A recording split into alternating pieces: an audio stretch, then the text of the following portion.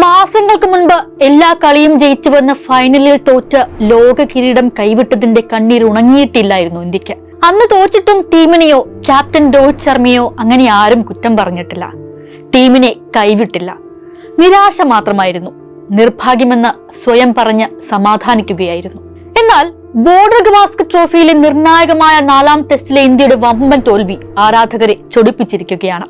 Aussies ഉയർത്തിയ 340 റൺസിന്റെ വിജയലക്ഷ്യം മറികടക്കാൻ സാധിക്കാതെ ഓൾ ഔട്ടിൽ കുടുങ്ങുകയായിരുന്നു ഇന്ത്യ. ലോക ടെസ്റ്റ് ചാമ്പ്യൻഷിപ്പ് ഫൈനലിലെത്തുന്ന 2ാമത്തെ ടീമാകാനുള്ള ഇന്ത്യൻ പ്രതീക്ഷകൾക്ക് തിരിച്ചടിയാകുന്ന കനത്ത തോൽവി കൂടിയായിരുന്നു അത്. ഇനി ബോർഡർ ഗവാസ്കർ ട്രോഫി പരമ്പരയിലെ അവസാന ടെസ്റ്റ് ഫലവും ഓസീസിന്റെ മറ്റു മത്സര ഫലങ്ങളും ആശ്രയിച്ചിരിക്കും ഇന്ത്യയുടെ ടെസ്റ്റ് ചാമ്പ്യൻഷിപ്പ് ഫൈനൽ ബർത്ത്. ഇതോടെയാണ് രോഹിത്തിന്റെ ബാറ്റിംഗും ക്യാപ്റ്റൻസിയും ചോദ്യം ചെയ്യുന്നതിലേക്ക് കാര്യങ്ങൾ നീങ്ങിയത്.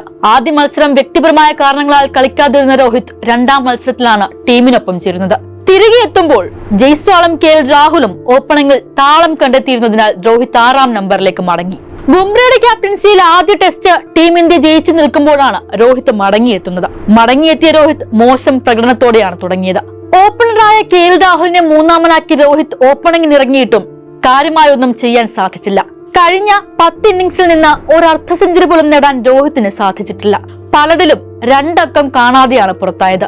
ഒരു ക്യാപ്റ്റൻ എന്ന നിലയിലും ഒരു സീനിയർ ബാറ്റർ എന്ന നിലയിലുമുള്ള രോഹിത്തിന്റെ പതനം കൂടിയായാണ് ഈ തോൽവികൾ വ്യാഖ്യാനിക്കപ്പെടുന്നത്. 3 മത്സരങ്ങളിലെ ഇന്നിംഗ്സുകളിലുമായി രോഹിത്തിന്റെ ആകെ സമ്പാദ്യം വെറും 31 റൺസാണ്. 6.20 ആവറേജ്. ഒരു വിസിറ്റിംഗ് ടീം ക്യാപ്റ്റന്റെ ഓസ്ട്രേലിയയിലെ ഏറ്റവും മോശം ആവറേജ്. അതേസമയം വൈസ് ക്യാപ്റ്റൻ ബുംറ നേടിയ വിക്കറ്റുകളുടെ എണ്ണം 30 ആണ്. ഓസ്ട്രേലിയയിൽ ഒരു വിസിറ്റിംഗ് ടീം ബോളർ നേടുന്ന ഏറ്റവും കൂടുതൽ വിക്കറ്റുകൾ.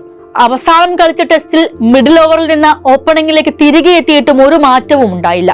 ഓസീസ് ടീം ബോളേഴ്സിന്റെ, അതായത് ടെയിൽ എൻഡിന്റെ ബാറ്റിംഗ് ആവറേജും ടോട്ടൽ സ്കോറും രോഹിത്തിനെ വെച്ച് നോക്കിയാൽ ഒരുപാട് കൂടുതലാണ്. ബാറ്റിംഗിൽ മാത്രമായിരുന്നില്ല രോഹിത്തിന്റെ പതനം. ക്യാപ്റ്റൻ എന്ന നിലയിൽ രോഹിത്തിന് ഒന്നും ചെയ്യാനായില്ല. ടീമിന്റെ തുടർ തോൽവികളിൽ ജയിക്കാൻ വീണു കിട്ടുന്ന അവസരങ്ങൾ മുതലാക്കുന്നതിൽ രോഹിത് വരുത്തിയ വീഴ്ചയ്ക്ക് കൊടുക്കേണ്ടി വന്ന വില ചെറുതായിരുന്നില്ല. ബോളർമാരെ സാഹചര്യത്തിനൊത്ത് ഉപയോഗിക്കുന്നതിൽ, ഫീൽഡിംഗ് പ്ലേസ്മെന്റുകളിലുമെല്ലാം അടിമുടി പിഴച്ചു. ജയിക്കാൻ വേണ്ടി മാത്രം കളിക്കുന്ന ക്യാപ്റ്റന്റെ ഇന്റന്റ് എവിടെ പോയെന്ന് ആരാധകർ പരസ്പരം ചോദിച്ച നിമിഷങ്ങൾ. ടീമിന് ഭാരമാകാതെ ഒന്ന് പോയി തരൂ എന്ന് പറയുന്നതിലേക്ക് വരെ എത്തിയ കാര്യങ്ങൾ. വിരമിക്കലിന് വേണ്ടിയുള്ള മുറവിളിയാണ് എങ്ങും.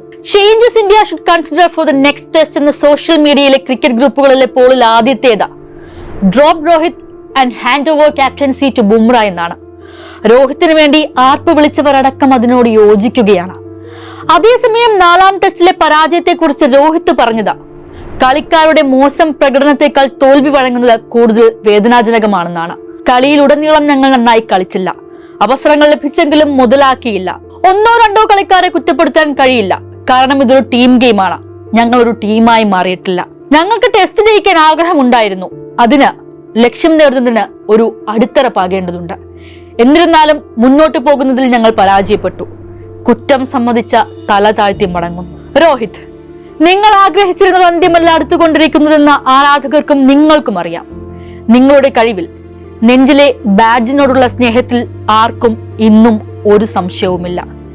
പക്ഷേ എന്താണ് നിങ്ങൾക്ക് സംഭവിച്ചതെന്ന് തിരിച്ചറിയേണ്ടതും തിരുത്തേണ്ടതും നിങ്ങളുടെ മാത്രം ഉത്തരവാദിത്വമാണ്. കളയാൻ സമയം ബാക്കിയില്ല. ക്രിക്കറ്റ് ലോകം കാത്തിരിക്കുന്നു ആ നിമിഷത്തിന് വേണ്ടി.